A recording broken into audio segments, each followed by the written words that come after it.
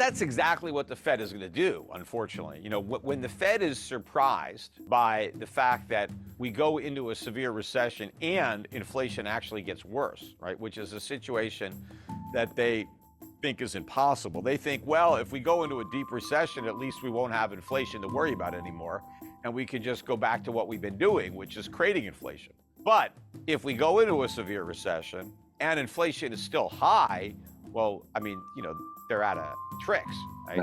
But I think that despite that, when push comes to shove, the Fed is going to pick the poison that it thinks is the least toxic, right? And it's going to say, you know what? Inflation is bad, but a financial crisis and a depression is worse.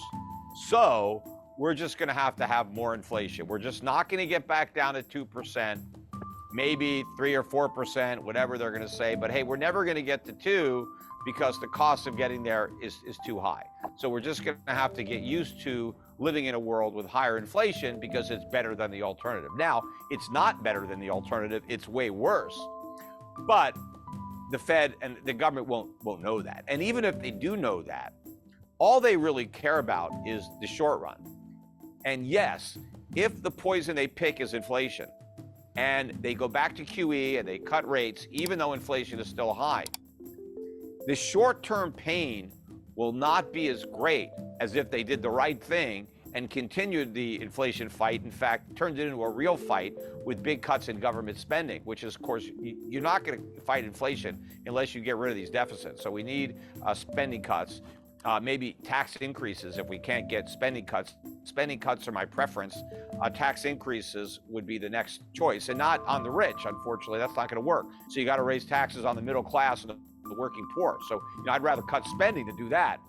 But the inflation tax hits the poor harder than a sales tax would. When the politicians have to decide pain now or pain later, well, that's a no-brainer for the politicians. It's pain later, because later I might not be in office anymore. In fact, if we have pain now, I won't be in office because I'm going to lose the next election.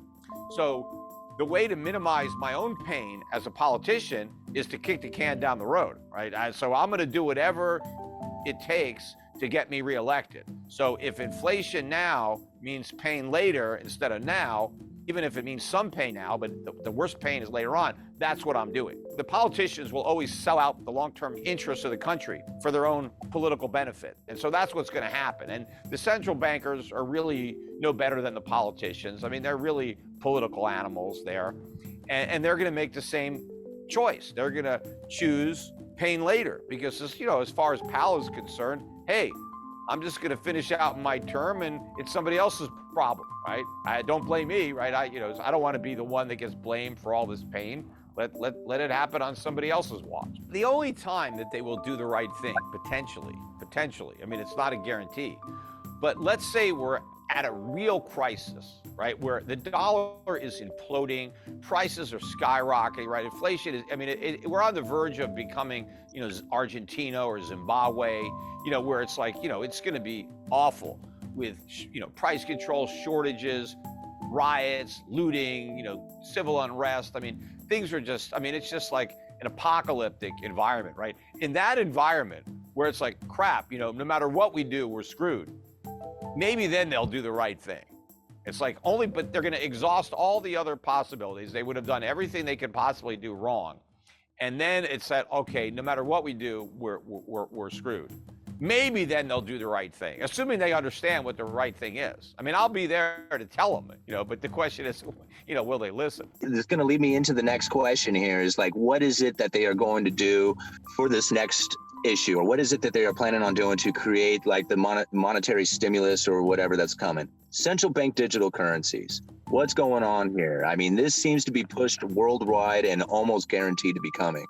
Yeah, but that's more an element of government control than monetary policy, although it may make it easier for governments to inflate the money supply and to try to target their so-called stimulus. Because, sometimes they get frustrated. They send people stimulus checks and they don't necessarily spend the money. Oh my God, maybe they save it. And so what they could do is say, hey, instead of stimulus checks, we're going to give you some digital money with an expiration date. So here's your, we're going to load up your wallet and you got 24 hours to spend it or you lose it, right? Everybody's like, but then they might say, okay, you can spend it, but here's the only places that it's good, right? I don't know. They might try to micromanage. Oh, you can't use your money to buy a gun. You can spend it at Walmart or whatever. I don't know. But I mean, the part that I don't like about government issued, digital currency, as long as they don't eliminate cash, right, then it's not as big a deal. But they want to eliminate cash. That's what their goal is to get rid of all the bills. So you have no alternative but that digital currency. And the reason I don't want to live in a world where you're stuck using a digital currency for every transaction you make, and there's no way to transact in private, is that the government knows every single thing you spend money on. And that can give governments a lot of information about you, even if you're not spending the money illegally. For the government to know everything that you like, every cause that you support, everything that you do, they can create a profile of you, and potentially that they could use that profile in ways that could be harmful to you. And a lot of the things that you're doing today with your money may be legal, but what if they're illegal in the future? Because people just assume that governments are benevolent and they're good, but they tend to get very corrupt and get very evil. And a lot of times the governments become the bad guys and the resistance is the good guy. And how do you overturn a corrupt government?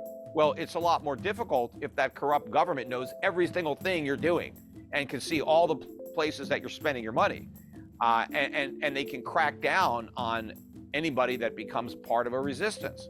And once the government knows that it's harder for the people to resist tyranny, well, they're more likely to become tyrannical. So it becomes a self-perpetuating prophecy. Lord Acton said, power corrupts, absolute power corrupts absolutely. And so the more power you give government, the more corrupt government becomes. So you always want to be vigilant when it comes to government. You don't want to give up your liberties just because, you'll get some extra safety. And because what the politicians are going to say is, oh, if we just eliminate cash, we'll make it harder for the drug dealers and the terrorists and the money launderers. And maybe that's true. But you know what we're going to lose a lot of our individual rights and freedom. And it's just not worth the trade-off. And from my perspective, being in the financial service industry, I already see through this charade. All of the anti-money laundering that we have now, the laws on the books, all that stuff, yes, they say it's here because of terrorists and drug dealers and criminals, but that's just for the public to get them to approve the laws. The one goal that all these governments have in mind, the criminals that they really want to catch, are the people not paying their taxes. That's really what they're going after, right? They want the tax money. And so they think that if they eliminate the cash economy, then they're going to collect more taxes. Because there's still a lot of people today that do some work under the table, get paid in cash. That's who the government is going after, not the drug dealers, right? It's the guy that's driving his Uber and he's getting some money in cash, or he's doing some odd jobs. And that's why they now want all these payment companies to report all these small transactions, like $600 or more. They want all these transactions reported. Why? Because people were having income and they weren't paying taxes. And yeah, I guess a lot of these people are breaking the law, but a lot of people are in a situation where if they don't break the law, they don't eat. There are some people that, hey, this is what I've got to do to make ends meet, because if I paid taxes, I couldn't earn enough money after taxes to cover my expenses. So the only way I could do it is to not pay the tax. And I'd rather have somebody working and not paying taxes than just sitting on welfare. Because that at least they're productive, at least they're providing goods and services. And when the government says we need all these IRS agents to go after the rich, that's a lie. They're not going to go after the rich. They're going to go after the middle class. They're going to go after the small business owners. Those are the ones that are cheating. The rich don't have to cheat. They have loopholes to reduce their taxes. The average guy doesn't have a loophole.